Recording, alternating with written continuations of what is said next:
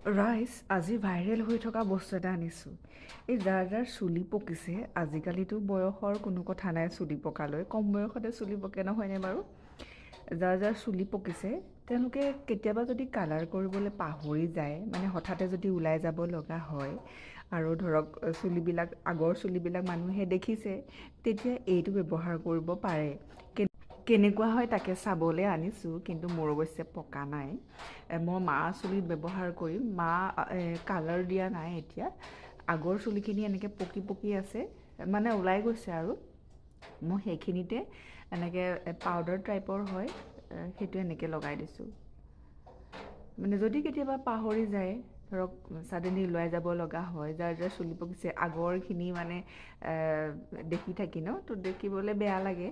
তো এইটো হঠাতে ওলাই গ'লে এইটো লগাই গুচি যাব পাৰে আৰু তেতিয়া মানে মানুহে দেখা নাপায় চুলি যে পকিছে, বা পকা চুলিখিনি দেখা নাপায়। বেয়া নহয়, ট্ৰাই কৰিব পাৰে, কিন্তু ধুই দিলে গুচি যাব। ধৰিব পাৰিছেই, মা আগতে চুলিখিনি আগৰখিনি অকণমান পকি আছিলে, মই লগাই দিয়াৰ পাছতে অলপমান ক'লা ক'লা এইখিনিতে ক'লা ক'লাৰ নিচিনা পাউডাৰটো বহি যায় আৰু প্ৰয়োজন হ'লে ল'ব পাৰে।